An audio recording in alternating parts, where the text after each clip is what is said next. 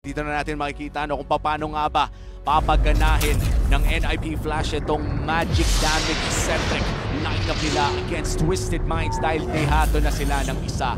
Isang panalo na lang ang kailangan ng Twisted Minds para ma-secure ang sunod na phase ng torneo para sa kanila. And this is yet to be the best run of MENA so far. Welcome to game number 2. Once again, it's Twisted Minds kontra NIP Flash. Tapatan na muli ng dalawang junglers natin, Uda and Haris. Ito na nga ang ating mga junglers na nakikita natin ngayon sa ating mapa. But then again, in terms of being able to clear, dito na nga po pasok na mas mabilis talaga for NIP Flash at this point in time.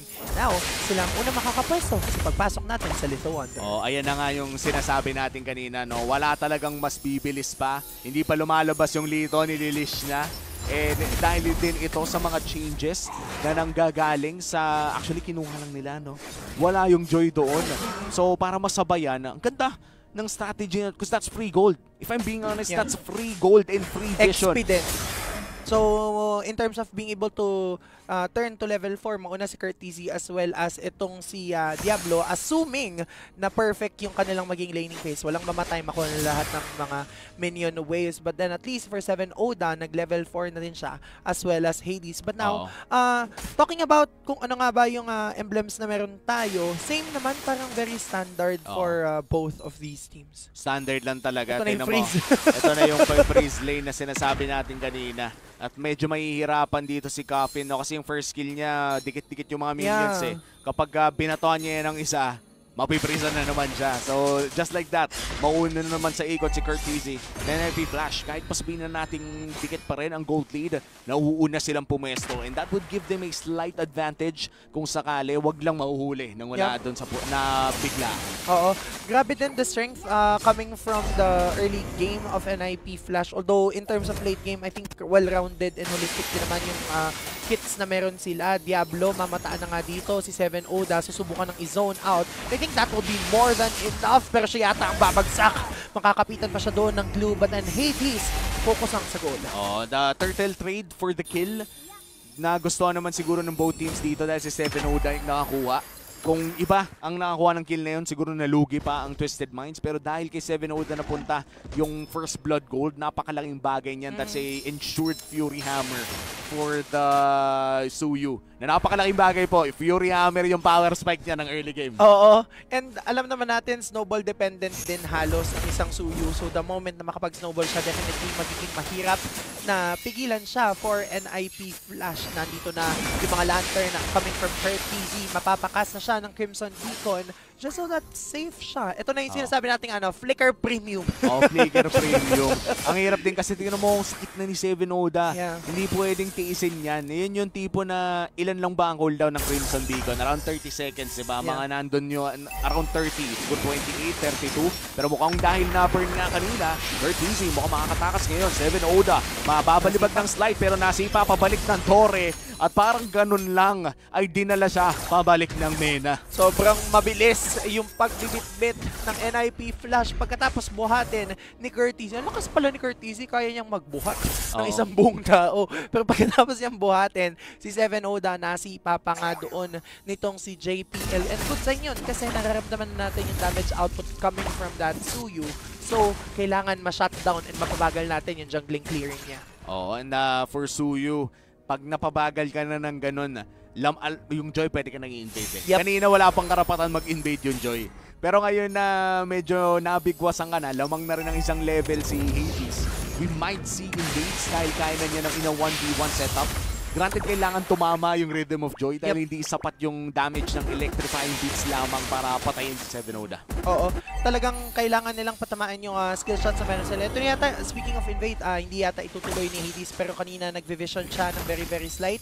Speaking of vision, Twisted Minds gugustuhin din kontrolin ang ikalawang pagong ng ating laban. Hades sumasayaw-sayaw with the Rhythm of Joy. Nandito lang din naman si 7 Oda. Masisipa yata siya ni JPL papasok with the Way of the Dragon. Tapos mamataan pa siya ni Diablo. Makaka-out yata siya doon pero hindi yata magiging sapat na damage output na meron siya. Hades is naniguan with the split kaya siya ang unang babagsak. Nandito lang din naman Spear of Destruction, nagmumalaki sa susubukan niyang mag-come into backup for Twisted Minds and JPL as well as Hades. Babagsak pa kayo. Nabaliktad pa ng Twisted Minds. Nahuli na yung 7 Oda pero nakatakas with 100 HP. Curtisi, naghahanap pa rin ng milagro pero parang ganun lang ay nakabalik din si 7 Oda. Retry secured. That will be the turtle. Secured by Twisted Minds. Ganong kalupit yung Suyu. Double dash palayo. Ang dami nang nabato sa kanya. Buhay pa rin. Oo.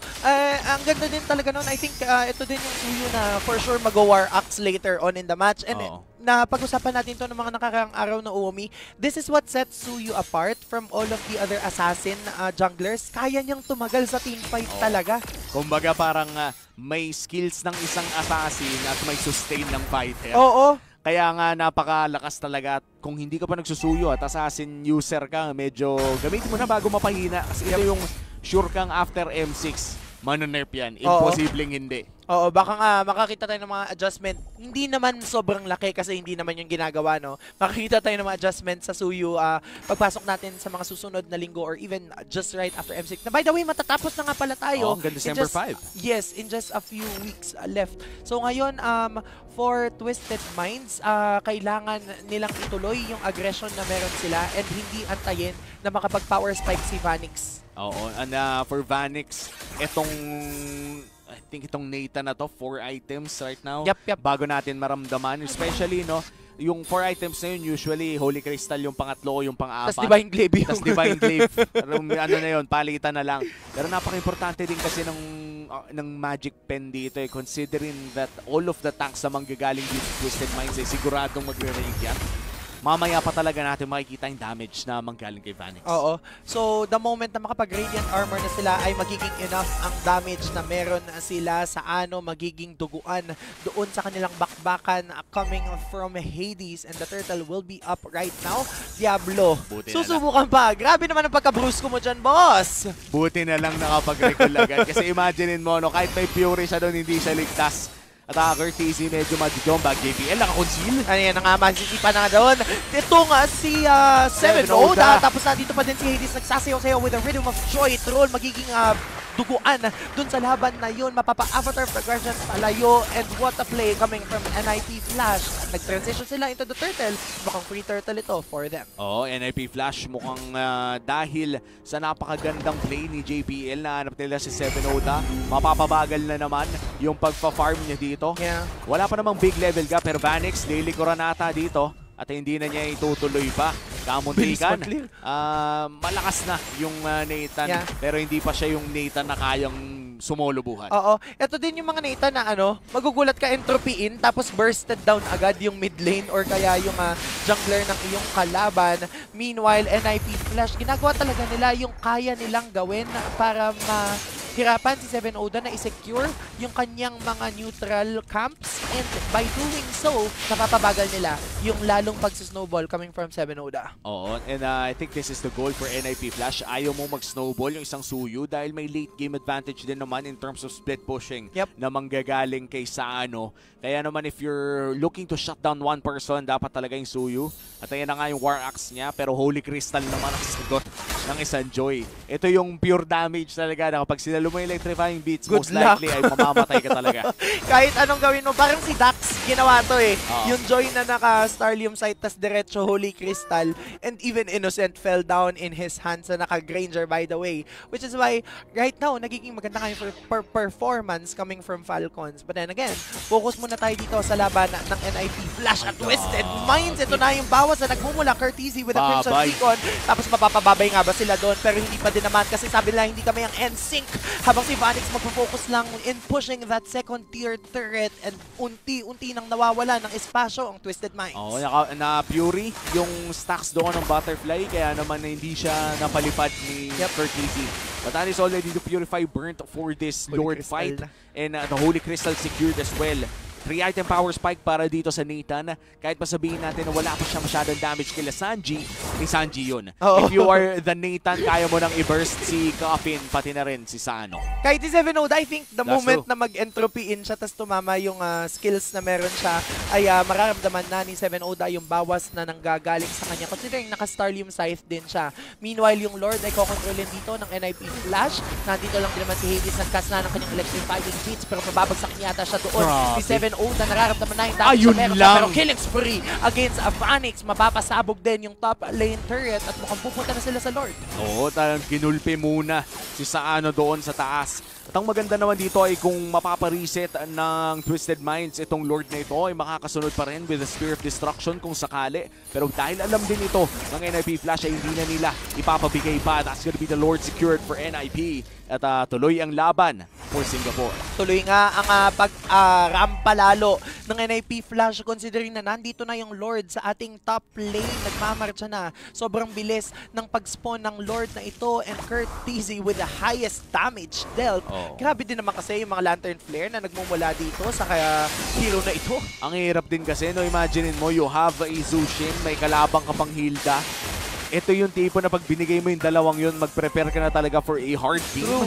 In Twisted Minds, they are having a hard game. Di nila mabawasan yung Hilda. Nahihirapan silang mag-push at nahihirapan silang dumepensa. Anytime, pwede pumasok ang NIP Flash dito. Oo nga considering na medyo masakit na din yung kit na meron sila. And wow, Uomi, ngayon ko na napansin, 3-3 lang pala yung kill score natin. Grabe, medyo mababa ang kill score. 11 minutes in, 6 pa lang ang namamatay.